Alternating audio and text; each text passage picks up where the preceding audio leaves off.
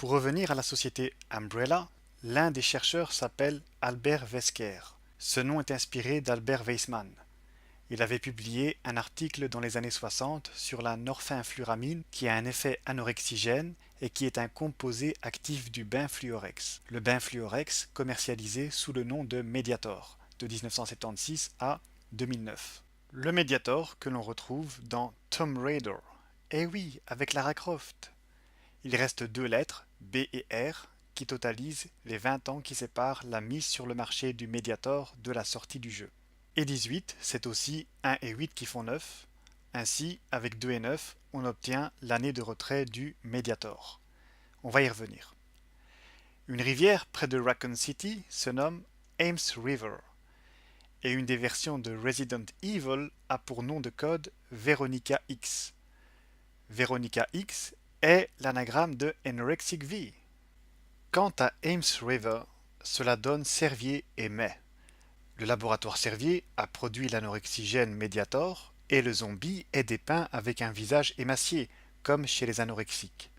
La drogue alpha-PVP a été lâchée au mois de mai, qui est le 5e mois, 5 qui s'écrit V en latin.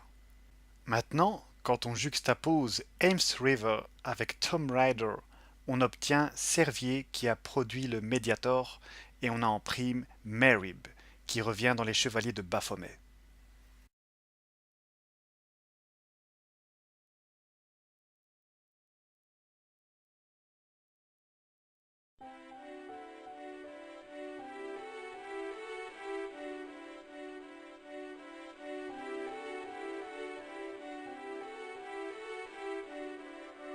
La lumière d'en haut frappa la pierre et se divisa nettement en 5 rayons.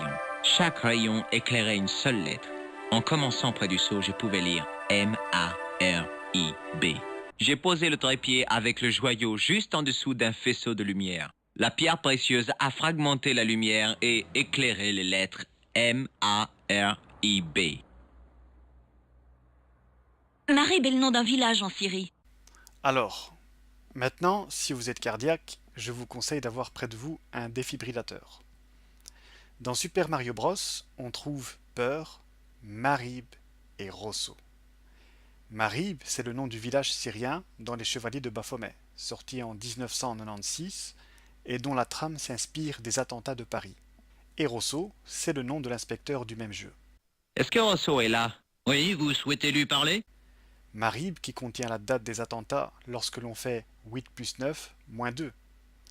Rosso qui lui aussi permet d'aboutir à cette date. Mais vous n'avez pas tout vu. Dans Marib et Rosso, il y a Ballrooms IS avec la peur qui revient une seconde fois. Les restaurants-bars, incroyable, au pluriel en plus. IS, ce n'est pas difficile à comprendre, les initiales de Islamic State, l'État islamique. Ainsi, on a la confirmation que l'État islamique est une création maçonnique. Mais vous n'êtes pas au bout de vos surprises. Les attentats de Bruxelles ont eu lieu au mois de mars qui a suivi le novembre parisien. Et au barroom, on laisse des pourboires à la fin. Incroyable! Les pourboires du mois de mars. Tout était prémédité de longue date. Mais il y a également Paris, U, sombrero. U, c'est la 21e lettre qui correspond à 21 heures des attentats de Paris. Quant au sombrero, c'est un chapeau.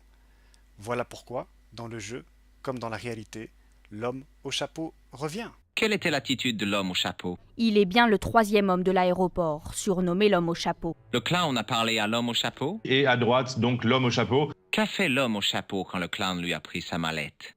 Donc présenté comme l'homme au chapeau.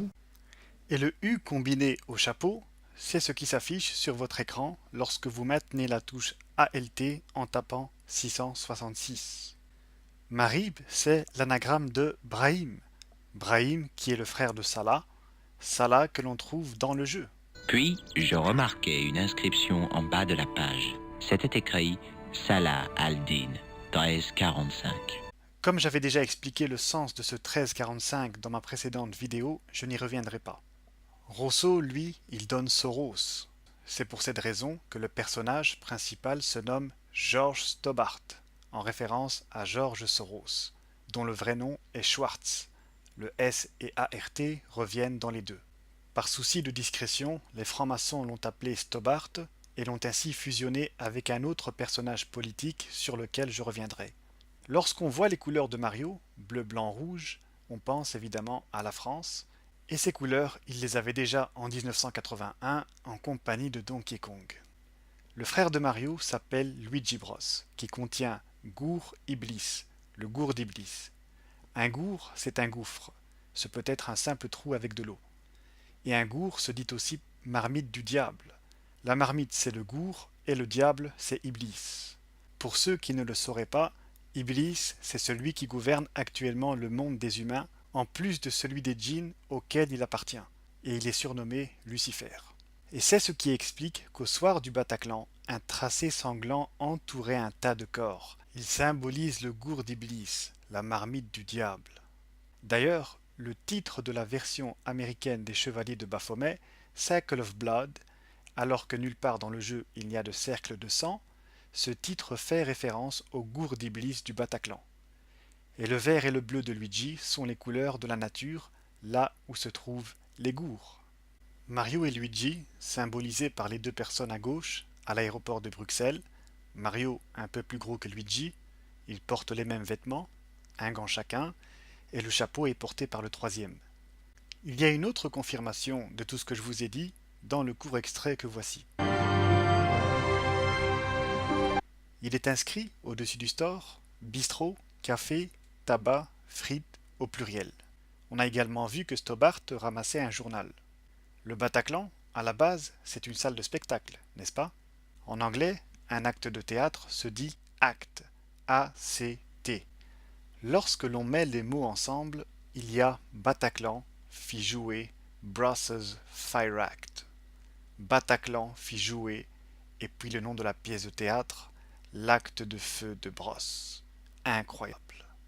Mario Bros, la confirmation de tout ce que je vous ai dit. Nous étions donc occupés à Tomb Raider, avec le Mediator produit par le laboratoire Servier. Marib, c'est en lien avec les attentats de Paris. Paris, c'est la France, comme Servier, et le Mediator donne la mort comme à Paris. Dans Mediator, il y a aide mort. Il vous aide à mourir. On estime à au moins 2000 le nombre de morts par le Mediator.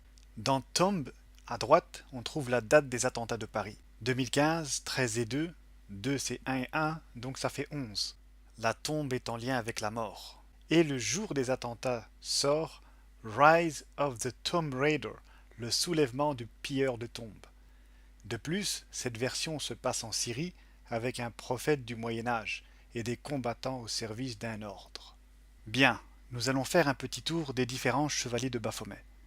Le premier concerne les attentats de Paris, que j'ai expliqué dans ma précédente vidéo. Le second se passe dans l'univers Maya, en Amérique latine. Pour éviter d'alourdir la vidéo, j'ai passé quelques petits indices, je n'en ai gardé qu'un seul. La lanterne éclaire violemment la surface du pupitre.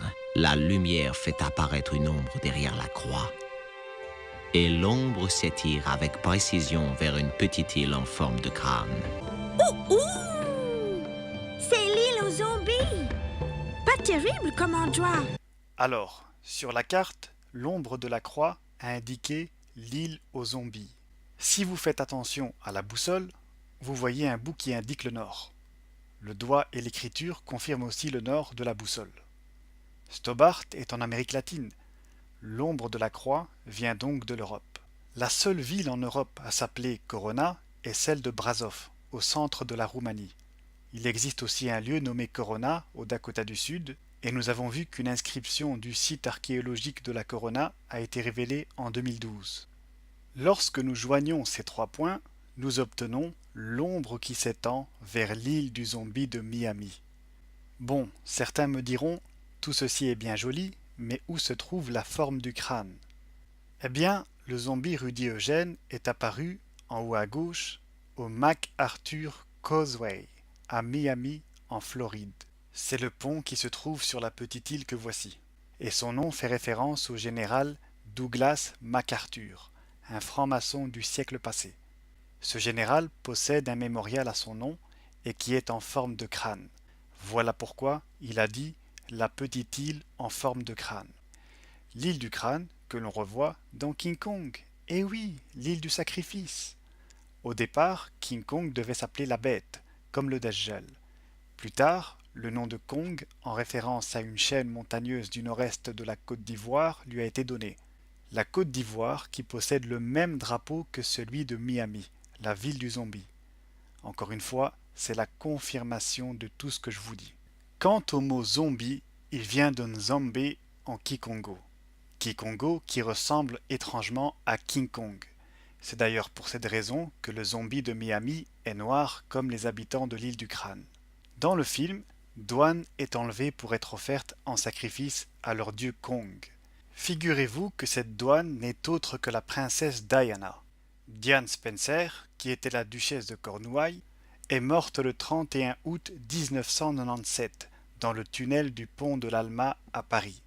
Pont de l'Alma, c'est l'anagramme de pot allemand, et pot allemand correspond à la Mercedes dans laquelle elle se trouvait le soir de l'accident. Juste avant d'entrer dans le tunnel, le chauffeur est passé par la place de la Concorde. Concordia se dit Concorde en français. Et finalement, la voiture fonce sur le 13e pilier, 13 comme le jour du Costa Concordia. Cette mort dans le tunnel symbolisait le passage vers le nouveau monde. Diana a été offerte en sacrifice au Dajjal incarné par King Kong. Diane qui équivaut à douane lorsque l'on soustrait E de I. D qui est la quatrième lettre en partant de A, comme W est la quatrième en partant de Z. Le film étant sorti en 1976, il suffit juste de tourner le 6 pour arriver à 1997. De même, la période de déroulage du film nous permet de découvrir les dates du naufrage du Concordia en plus de la mort de Lady Di. Lorsque vous additionnez 27 et 15, vous obtenez 42. 42, c'est 4 et 2 qui permettent d'obtenir les deux dates. Au début du film, on la retrouve inanimée à bord d'un canoë, comme dans la Merco. Elle est rescapée d'un naufrage, entendez ici Concordia. Dans le remake de King Kong, sorti en 2005, c'est Naomi Watts qui tenait le rôle de Dwan, et c'est la même qui plus tard représentait la princesse Diana Spencer. Encore une fois, la confirmation.